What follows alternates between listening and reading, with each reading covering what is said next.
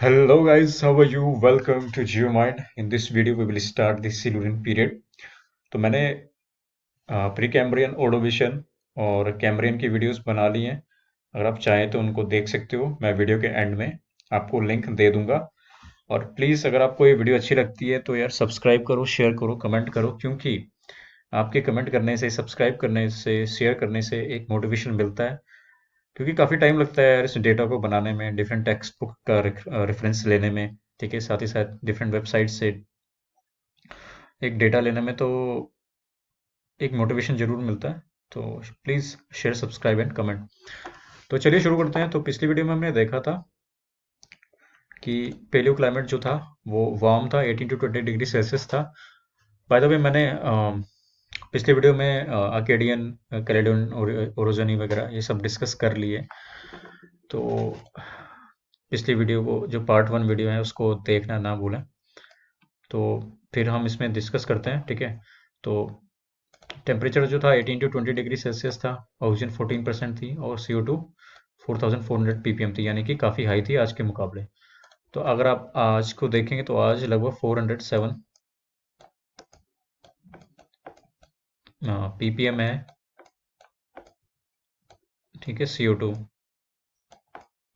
आज। और उस जमाने में 4400 है, तो काफ़ी हाई थी। और ये रीज़न एक हो सकता है कि जो टेम्परेचर था वो काफ़ी वार्म था, ठीक है। तो एक अच्छा चार्ट है एटमॉस्फेरिक CO2 का, जो ब्लैक लाइंस में दिखा रहे हैं और ब्लू लाइन में दिखा रही है अपना एवरेज ग्लोबल टेम्परेचर। तो सिल्यूरियन की बात करें, ठीक है, तो you can see 4000 ppm is the average, 4000 के आसपास। और अपना टेम्परेचर जो है वो 18 to 20 डिग्री सेल्सियस है यहाँ, ठीक है।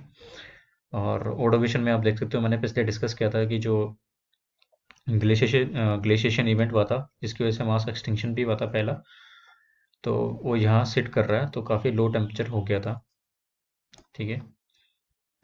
Now present day physical environment से सिल्यूरियन इन्वायरमेंट कैसे डिस्टिंग्विश करता है। मेन डिस्टिंग्विशन ये है कि लो कॉन्टिनेंटल एलिवेशन था और ग्लोबल, जो हायर ग्लोबल स्टैंड था सी लेवल का, ठीक है। तो इसका मतलब क्या होता है हाई ग्लोबल स्टैंड का? इसका मतलब ये होता है कि सी लेवल जो था सिंपली काफ़ी हाई था। तो आपने सीक्वेंस स्ट्रेटिग्राफी अगर पढ़ी होगी तो उसमें कुछ ऐसे होता है, जिसमें ये टॉप पोर्शन जो होता है वो हाई स्टैंड कहलाता है और ये वाला रीजन लो स्टैंड कहलाता है। तो इसका मतलब क्या है कि सिंपली ये है कि मोटा मोटा कि सी लेवल राइज हो रखा है और यहाँ सी लेवल लो हो रखा है, ठीक है। तो हमने हाई स्टैंड काफ़ी है इस सिल्यूरियन पीरियड में, ठीक है। तो आगे बढ़ते हैं, देखते हैं और चीज़ें क्या क्या थी। तो सी लेवल रोज फ्रॉम हिरनाटियन लो। हिरनाटियन अपना ओडोविशन की अपर स्टेज है, ठीक है, जो बाउंड्री मार्क करती है ओडोविशन और सिल्यूरियन में, ठीक है। तो वहां से लो हो गया था और सिल्यूरियन में फिर first half of the Silurian में हाई हो गया था। Sea level rose from the Hirnantian low throughout the first half of the Silurian, ठीक है। फिर धीरे धीरे क्या हुआ, subsequently fell throughout the rest of the period, ठीक है, ऑल्दो स्मॉलर स्केल पैटर्न। तो हम ये देख सकते हैं, ये बोल सकते हैं कि सी लेवल जो था वो जनरली हाई था उस समय, ठीक है। तो highest Silurian sea level was probably around 140 metre higher than the lowest level reached 171 metre, ठीक है। और earth entered a long warm greenhouse phase. तो क्योंकि CO2 काफ़ी हाई थी, तो ग्रीन हाउस फेज में पहुंच चुकी थी earth. And so later in the Silurian the climate cooled slightly, but closer to the Silurian Devonian boundary the climate became warmer again, ठीक है। तो एंड सिल्यूरियन में थोड़ा थोड़ा क्लाइमेट क्या है, कूल होने लग गया था, लेकिन धीरे धीरे फिर दोबारा सिल्यूरियन डिवोनियन में वापस टेम्परेचर जो है वो आगे बढ़ गए थे, ठीक है, ऊपर हो गया था। और layer of broken shell called cocaine, cocaine आप जानते हो, एक लाइमस्टोन टाइप की रॉक होती है, लेकिन उसमें ब्रोकन शेल्स होते हैं। तो स्ट्रॉन्ग एविडेंस प्रोवाइड करते हैं कि climate dominated by violent storms generated then as now by warm sea surfaces, ठीक है। तो वॉलेंट स्टॉर्म वगैरह काफ़ी थे उस समय। और ऊपर से ग्लेशियर जो थे वो साउथ पोल में, मतलब ऑर्डोविशन में आपने देखा था कि ग्लेशिएशन काफ़ी हाई हुआ था, लेकिन यहाँ ग्लेशिएशन जो था वो बहुत ही लो था, ठीक है। तो they almost disappeared in the most middle of the Silurian. अब कुछ डिपॉजिट की बात भी कर लेते हैं, ठीक है। तो ठीक है, एक्सक्लूडिंग पीट एंड कोल तो था ही, क्योंकि अर्ली वेस्कुलर लैंड प्लांट भी आ चुके थे। उसकी वजह से peat and coal deposits Silurian time के पाए गए। साथ ही साथ लाइमस्टोन हो गया, ठीक है, और इवेपोराइट्स हो गया, क्योंकि सी लेवल रोज कर गया था, तो जो कॉन्टिनेंट्स हैं वो शैलो सीज से भर गए थे, ठीक है। तो इवेपोराइट्स हो गए अपने। फिर टेलाइट्स हो गया, टेलाइट्स ओर्डोविशन टेलाइट्स हैं, ठीक है, मोस्टली जो हैं। और क्योंकि वार्म एरिड क्लाइमेट था, ठीक, तो इसलिए वेपोराइट्स का डिपोजिशन काफ़ी हुआ था यहाँ पे। तो फिर इस पेट्रोलियम एंड नेचुरल गैस की बात करें, जो मोस्ट नोटेबल रिसोर्स है सिल्यूरियन स्ट्रेटा में फाइंड पाया गया है, तो लगभग वर्ल्ड का 9% जो रिजर्व है वो सिल्यूरियन रॉक का है, ठीक है, सिल्यूरियन स्ट्रेटा का है। वहीं सऊदी अरेबिया जो कंपाइल करता है वो 74% ऑफ सिल्यूरियन रॉक, ठीक है, जो ऑयल है सऊदी अरेबिया में, उसका 74% जो है वो सिल्यूरियन रॉक से आता है, ठीक है। इसका आपको इतना याद रखना है।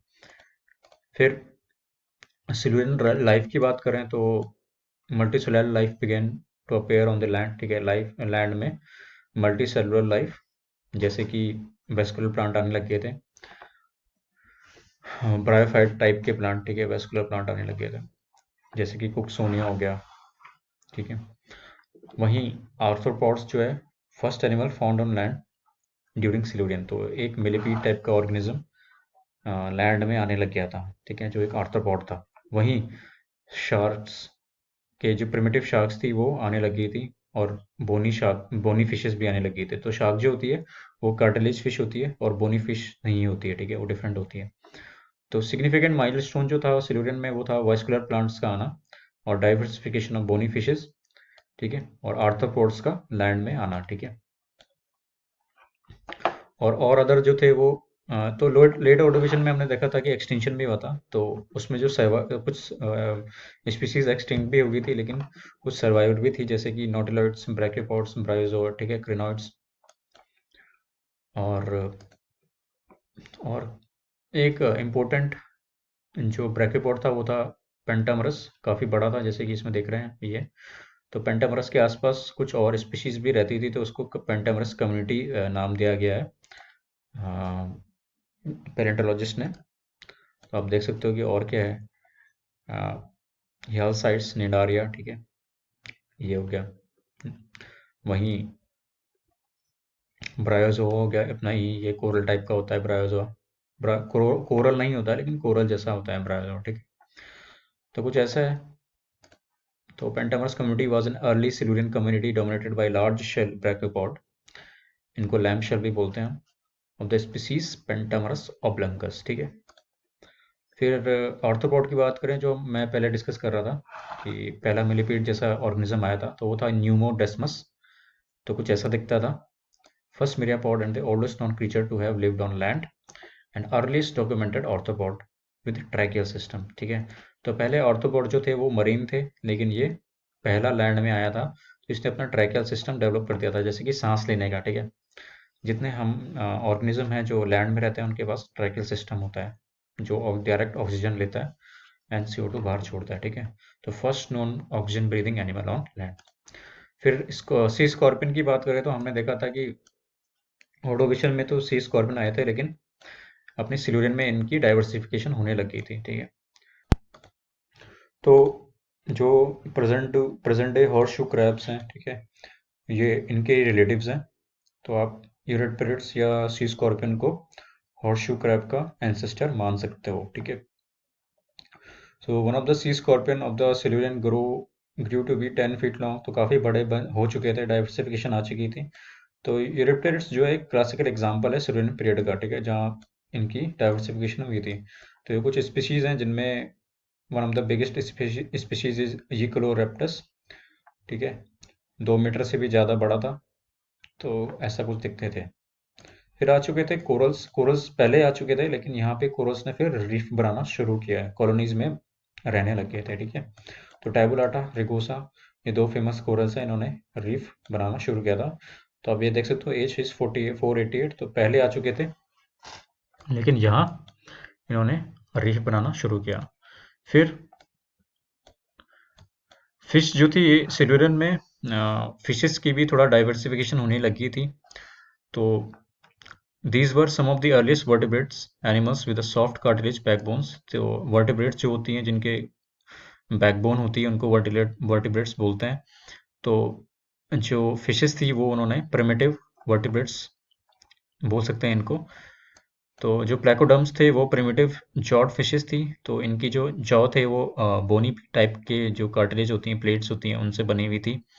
तो एंटेलोगनाथस, ठीक है, represent early placoderms and dermal marginal jaw bones. तो अर्ली मार्जिनल जॉ बोन्स, ठीक है, प्रिमिटिव स्टेज में बनने शुरू हो गई थी इनकी, ठीक है।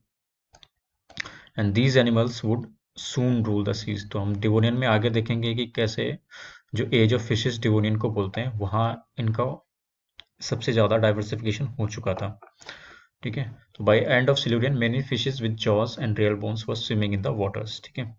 तो बोनी फिशेस और कार्टिलेज फिशेस आ चुकी थी सिल्यूरियन के एंड में।